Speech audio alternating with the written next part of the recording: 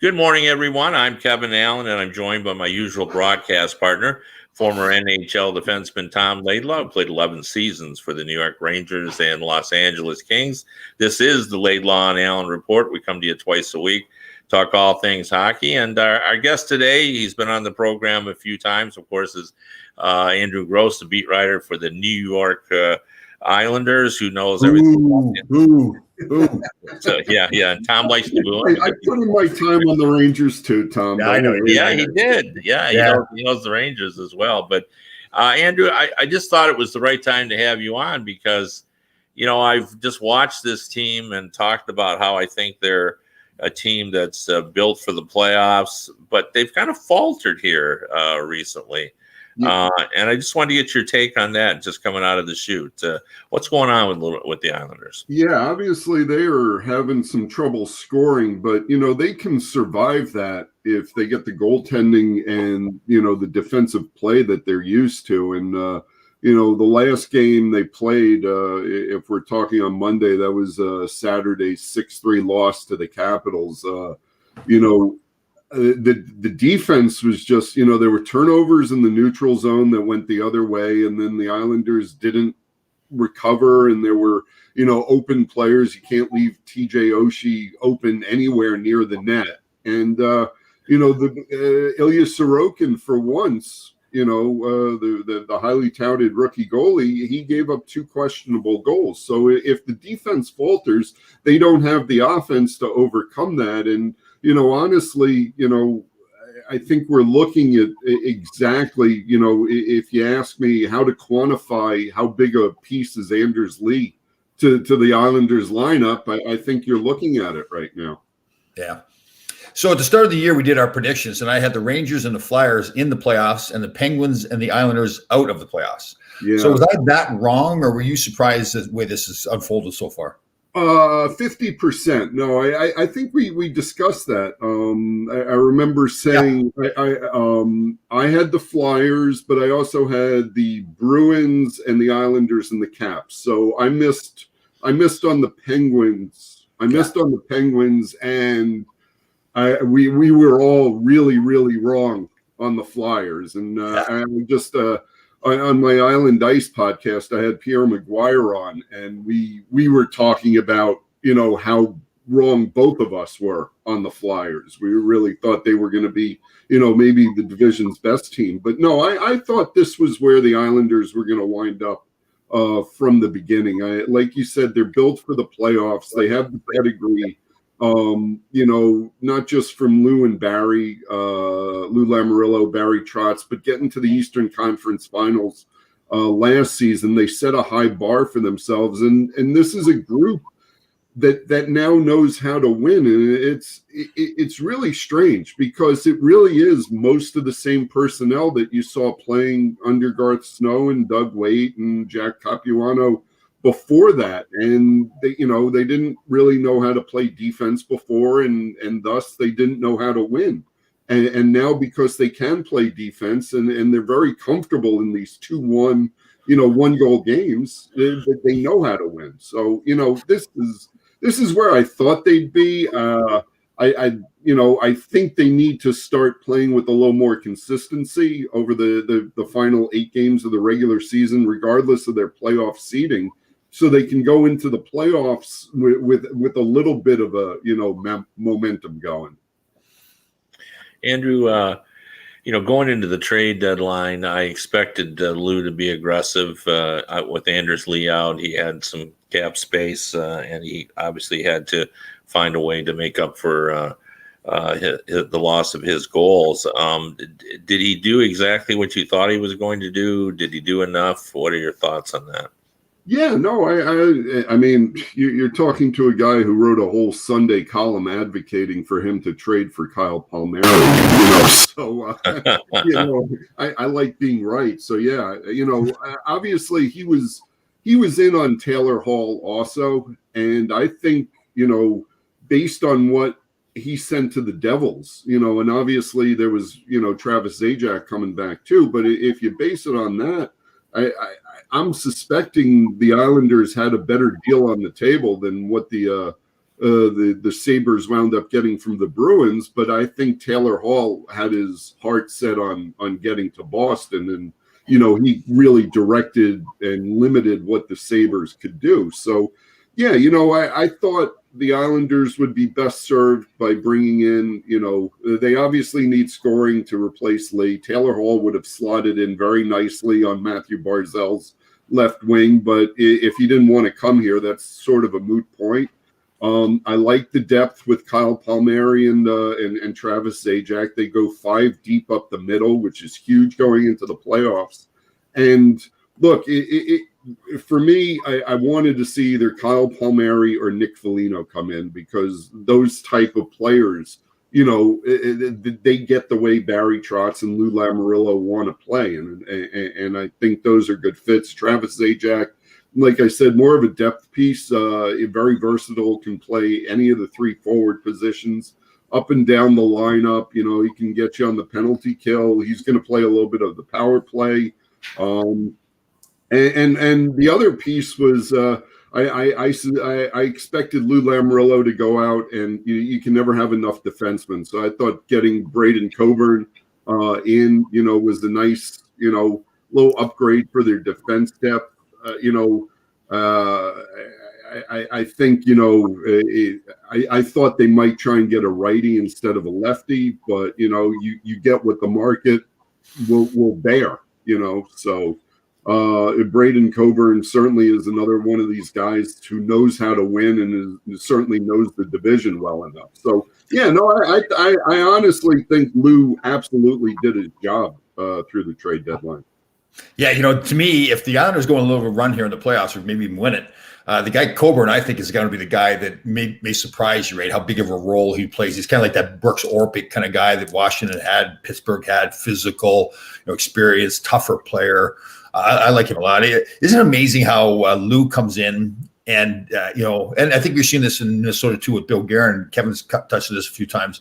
Lou comes in, he's not a player, he's not a coach, but he puts a stamp on the organization, right? Yeah. It's a whole different culture. Yeah, and the amazing thing is it was kind of an overnight change. They went from an organization that, and whenever I go down this path, it comes out really bad against Garth Snow and Doug Waite. And I don't mean that, because I think both of those guys are good men, and, they did the job in front of them.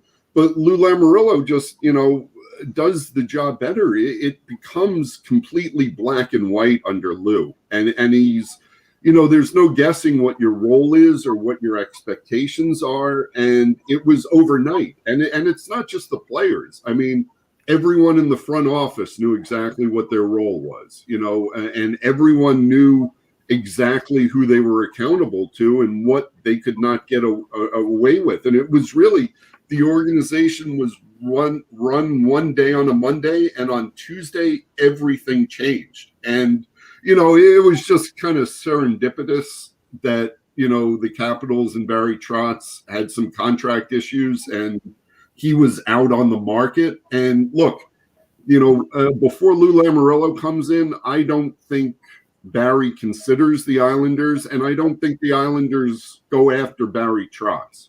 So, it really did work out in a good way for them. Andrew, do you know that Kevin is related to Barry Trotz too? Like, good. Here we go again. Yeah.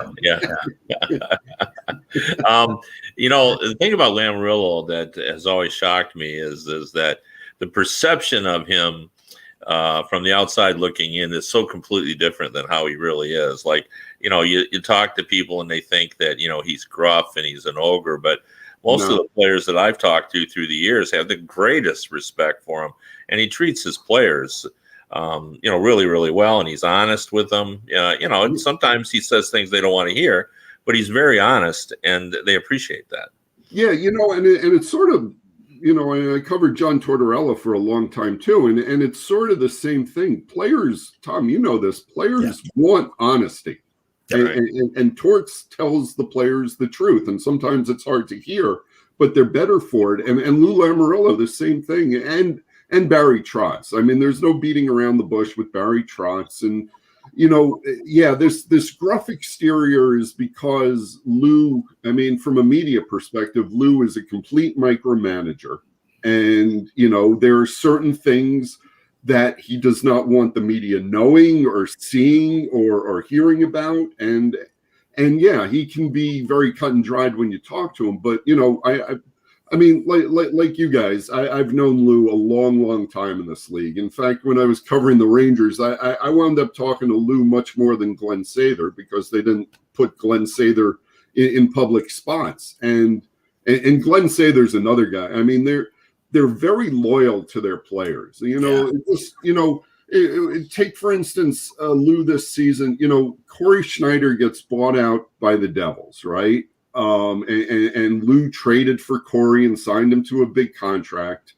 And, Lou gave him a job this season. Now, look, Corey's not playing. He hasn't played. I think he's gotten like 1 or 2 games in with Bridgeport.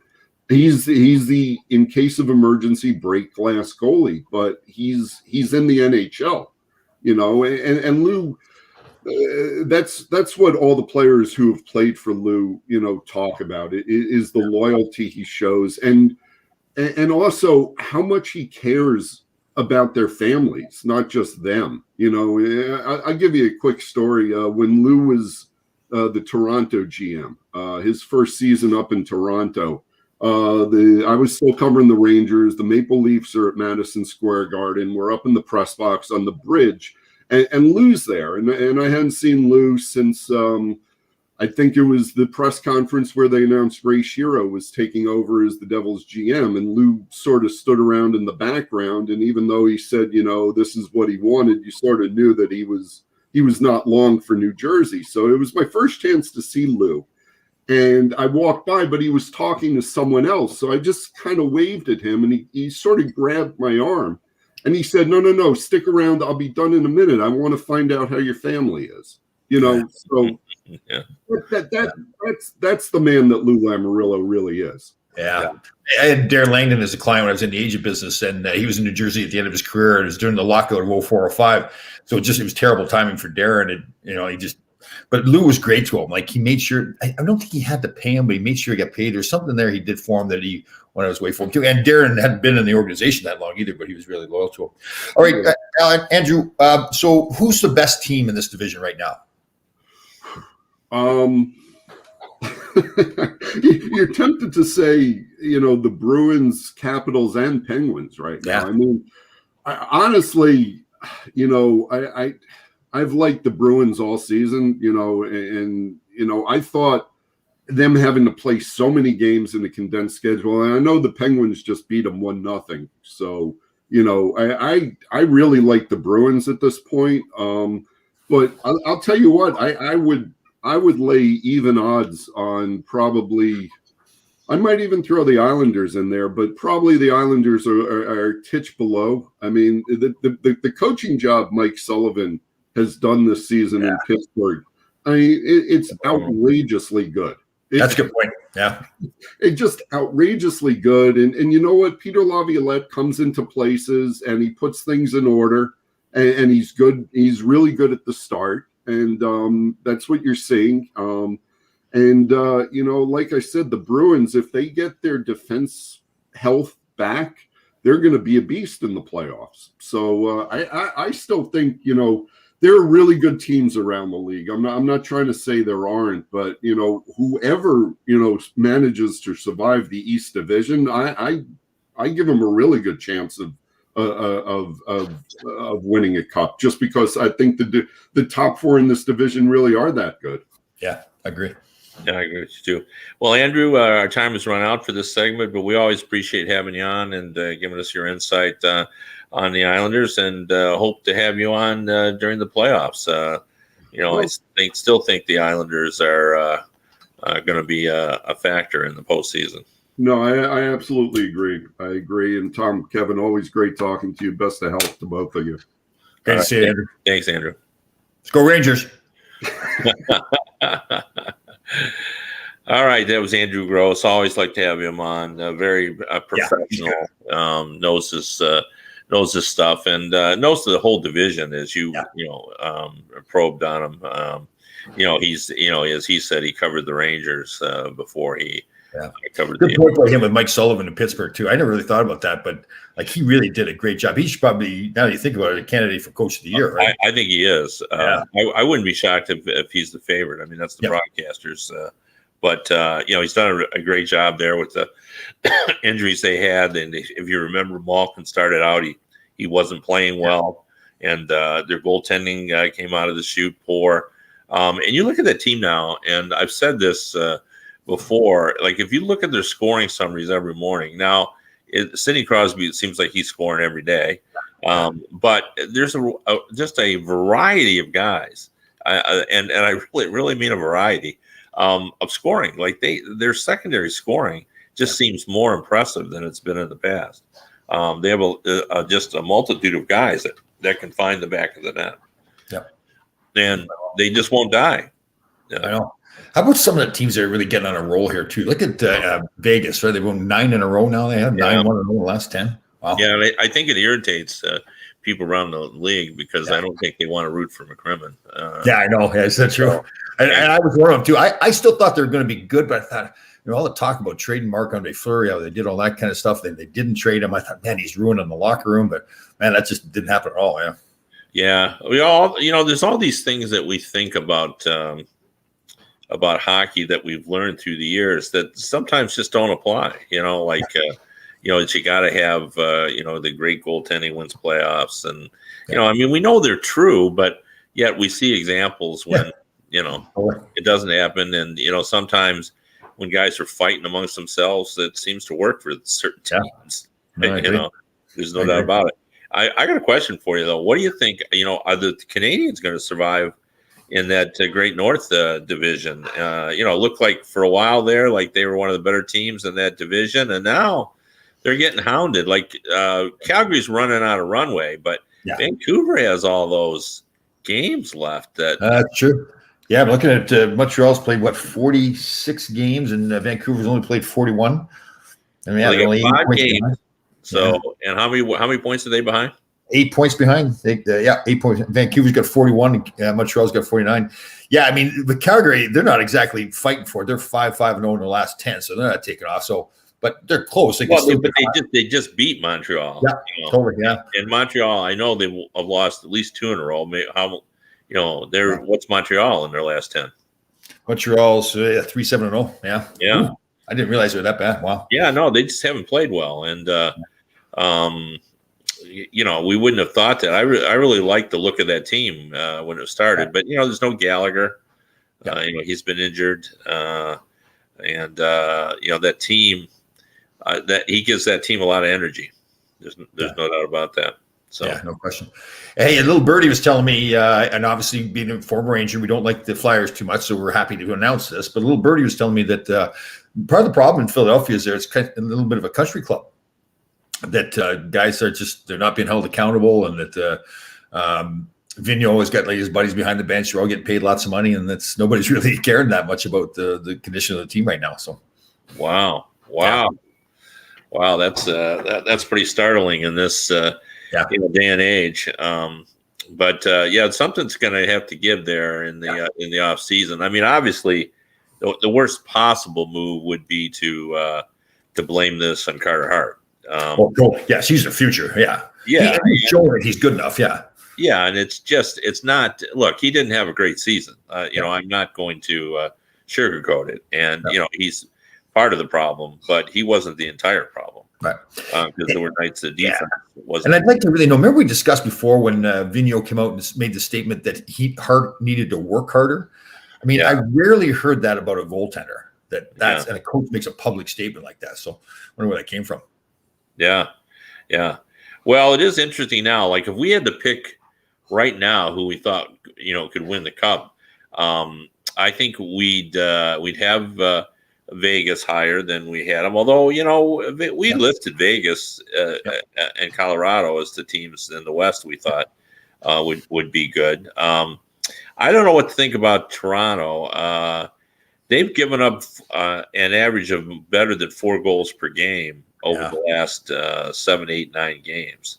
Yeah, I'm still not seeing that. That I'm not seeing the stuff that Washington learned. I'm not seeing the stuff that Tampa learned. I just don't see Toronto learning that yet. Right? Well, it looked like they had during the earlier in the season, like they were playing a better brand, but they've had injuries to their goaltending down the stretch, and Campbell was winning a lot of games, and then he hasn't looked as sharp, and I think they're concerned about it. But it'll be the same old thing for the Toronto. Like they got to prove it in the postseason. Yeah, they can't win until they win, right? Yeah. Here's a team that. How about our Carolina Hurricanes with our buddy Don Waddell running the show there? Wow. Well, yeah. I mean, I write for this gambling site now, and I remember when I first started writing for that. One of the guys joked to me. He asked me if I was a bettor, and I said, "No, I've never been a bettor on sports." And he goes, we'll turn you into degenerate bettor. And it never happened. But I did make a bet. I had written a story about Stanley Cup odds, and I looked at the Carolina Hurricanes, and this was, I don't know, a month ago, 6 weeks ago, something like that, 8 weeks ago. And the Carolina Hurricanes were still at plus 2,000. Oh, is that right? Yeah, I thought I can't let that go. So I did. I bet $50 on the Carolina Hurricanes at plus 2,000. So, I mean, they could win. I wouldn't consider them one of the top 2 favorites or anything. But that's true. Top 10, maybe put them in the top 10. Right? Yeah, maybe even higher than that. Right. Okay. I mean, I think I have to put them in the top 5 or 6. I mean, the question will always be goaltending, but I brought this up. I played a game on the podcast that I did with our good friend Eklund and his group, and I gave them some statistics, and I asked them to give me one of 2 answers: either tell your statistics to shut up, or statistics don't lie. Right. And the statistic I gave them, which really had everybody just kind of, because I think it shocked them, the Carolina Hurricanes ranked 3rd in the NHL in team save percentage at 923. Wow. So if I gave that to you, would you tell my statistics to shut up? No, statistics do not lie. Do not lie. Yeah. So, I mean, because, Waddell believes that his goaltending has been fine. Yeah. But part of it is, too, he's got a coach there, not unlike Barry Trotz, who really preaches that good defensive play from everybody, right? So it's goaltending is part of it, but they're playing well defensively, yeah. Yeah, but, he didn't go out and, try to, he seems to have faith in his young goalie and his Mrazek. I don't think we'll see James Reimer. Yeah. But he's had some times where he's played pretty well. He's shown in the past that he can step in there, but the problem is the consistency, right? Right. Yeah. But that really shocked me. The other stat that I saw that I was really amused by is that in the last month, the Pittsburgh Penguins have scored 5 or more goals 8 times, and they've given up 2 or fewer goals 8 times.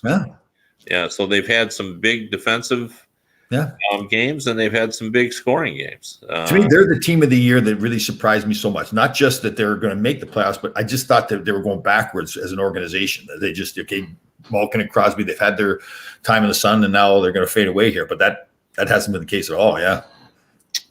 No, they've won some big games. Yeah. Like down the stretch when everybody was waiting for him to falter, they stepped up and won those games.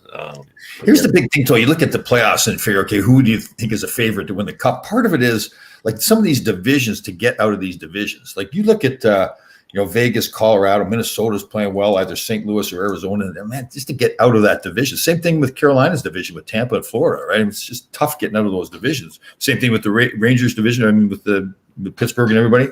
That's like, okay, you could say that they're a good team that you think, but I guess that's the case every year, right? You've got to get out of you got to win those early rounds. But it is, but I think there's a real distinct advantage to finishing first in your division. Maybe not so in the East, but certainly I think so out West, where you're going to get the Coyotes. Yes. And, I just think they don't score enough. I think it's a real advantage in the Central as well. Where you're going to get Nashville probably. Or Dallas, Yeah. Well, I think Nashville is a more of a benefit to you than. Yeah, I'd rather play Nashville than play Dallas, right? Yeah, because Dallas can play that good defense when they need to. Yeah. But you're right. You're right though. And if Pittsburgh wins their division in the East, they end up playing Boston as of right now. That's not really no. Then why do you want to finish in first place? Right? You're playing one of the hottest teams in the league. Yeah. Yeah. No. Yeah, for sure. Although you got to beat them, totally to get there. So. And Boston is somewhat a different team now. Krug's gone, Chara's gone. Chara's that big leader that knew how to win so well and was teaching everybody else. So, but they've still got Bergeron and our buddy Brad Marchand. So, yeah. One of your favorites. Although he's really, I do give him credit. I guess it's easier to do during COVID, but he went from being the licking and all that kind of stuff. I mean, he's still an agitator, but.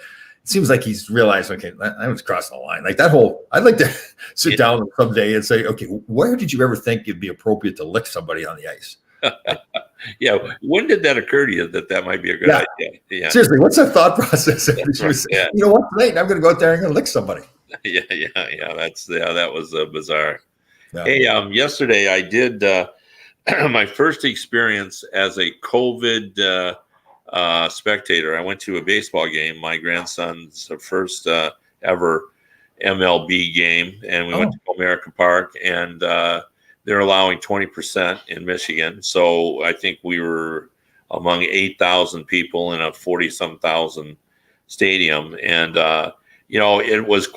it felt quite safe. Now, first of all, we're outside, so that's a little number one why it was good. But what they do is they stagger you. Like they put only groups of 4 is all it's allowed. So they put in one row they have 4, and then in the next row, it would be that the 4 would start 8 down. So you're not even in. And then in the third row, they're all already at the other end. Gotcha. And then they started back going the other way like a snake. So how about getting in the building? Did they check your? Like if you had to test it or COVID? Yeah, well, they give you they didn't take our temperature, but all mask, it was an all mask event, even though it was outdoors. And before you show up, you've got to give them your information for, in case they have to follow up and let you know that people by you were, ended up with COVID or everything. So you had a little paper that you had to print off that allowed you to get in the stadium, that you answered the questionnaire, that they have all your information and all that kind of stuff. But you weren't required to be tested or have the shots, right? No, there was none of that. There was only 4 concession stands open. And, they spaced everyone out. But, that was no big deal because when there's only 8,000 people, it wasn't really that big a deal. I guess same thing with the bathrooms too, right? Where they have kind of staggered going in. Yeah, they have some staggered, but again, there was only 8,000 people there, and there are a lot of bathrooms. So I don't think it was that big a deal. But that was my first experience. I thought it was handled pretty well, and I'm also live in Michigan. Yeah, I'm sure it's a little bit different experience in different states. But in Michigan, we've been pretty careful. But I'm sure it would be different if it was in Texas or Tennessee. Yeah. So now the big news of the day, did you see my lobster soup I made yesterday? No, I didn't. I was not on social media yesterday because I was at the ball game and I had stuff going on. So did you pick out your own lobster and boil it up? And I went to Costco and they had lobster tails, our fresh lobster tail. So I did it. I deshelled, took the shell off there and put them in the air fryer, made them in the air fryer. And I made my broth. I put all vegetables and roasted the vegetables up and then put them in the food processor. And that was my broth. Add a little bit of water, a little bit of salt, but it was good flavor because it had peppers and onion, garlic, celery. I don't know what else I had in there. So it was not a bisque. Well, I guess you could probably call it a bisque. It was very similar, but I called it a soup. Yeah. Yeah. But you didn't add any milk to it or anything. No milk. No. I didn't thicken it up. Yeah. So I don't really think that's a bisque. I think because you get into the bisque, you've sort of eliminated the healthiness of the. Yes, you got to. Don't you have like heavy cream or something? Cream, butter? Yeah, heavy cream's in it. Yeah. So no, I missed that. I'll go back and look at that. So as long as listen, I really respect you a lot and love you to death. But as long as Terry sees it, it's really an important thing. Your wife, right? Yeah. No, I got that. Yeah. I'll make sure she she sees that. And what I was asking is, did you pick out your own lobster and then throw them in the boiling? No, I didn't. I just had the lobster tail. So I did. It was somewhat of an easier process, right? I didn't go through the whole. That's the only bad thing about the lobster, right? It's a messy meal. Well, it's great. It tastes great, but yeah. It is.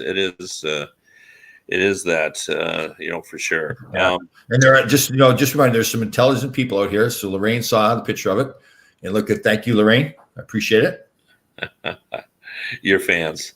Yes. Yeah. Well, you've definitely have done your part in terms of the presentation. It's always colorful because you use a lot of vegetables. Yeah, but it is funny now. I spend time. I have to get the little napkin and clean around the bowl to make sure there's no like splash marks or anything like that, and get my fresh herbs all chopped up. I have to have that presentation down now. It is funny. I look back at some of the old pictures of the food I made. I'm just throwing it on the plate, And it's speaking of that, and you'll sort of appreciate this, and I'm saying up forward that I may not know what I'm talking about at all.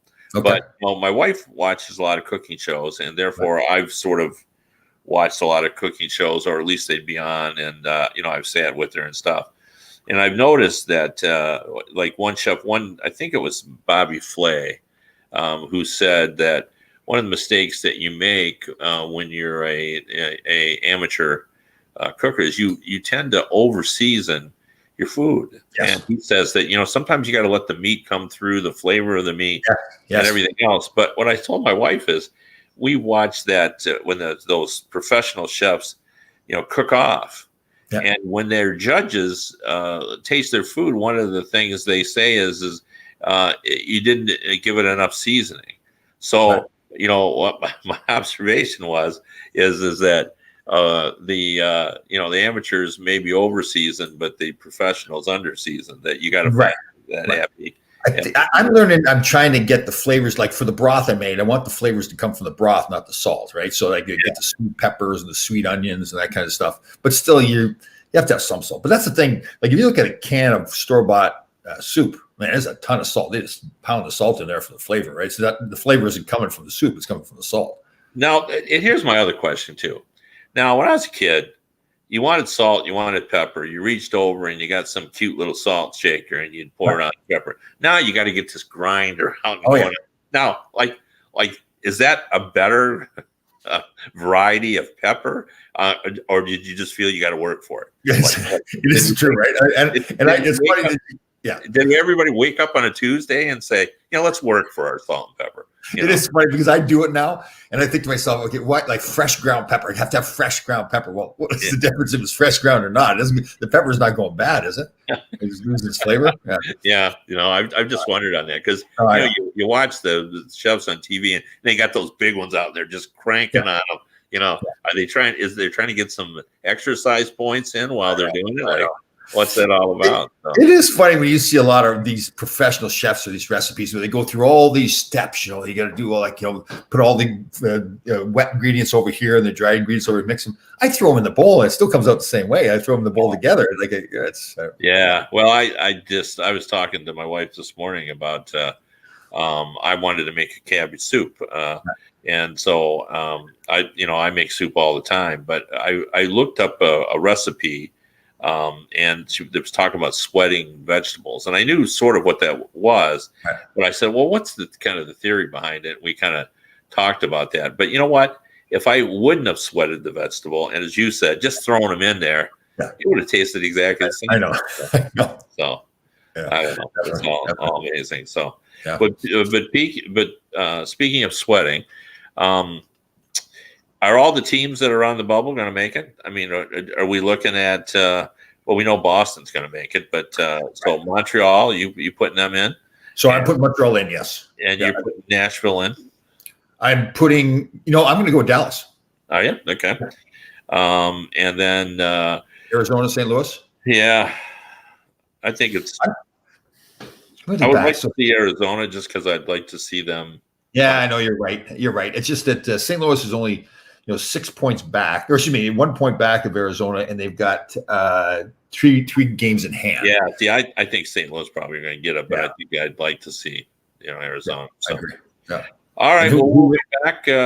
We've probably run out of time here, but we'll be back on Wednesday with another guest, and we'll be talking more about the the upcoming playoffs. We're running out of time here. We're going to get right into the playoffs. When I really enjoy that, obviously. So we appreciate that. You can find my writing. I'm talking today about 3 general managers that I think are doing a really good job. And on hockeybuzz.com, and I'm also on Tuesdays and Thursdays, 4 p.m. hockeydebates.com, podcast with Bob Duff. Definitely. And you can listen to the radio version of this show at 365 Sports on radio.co. Again, 365 Sports on radio.co. We'll see you guys on Wednesday.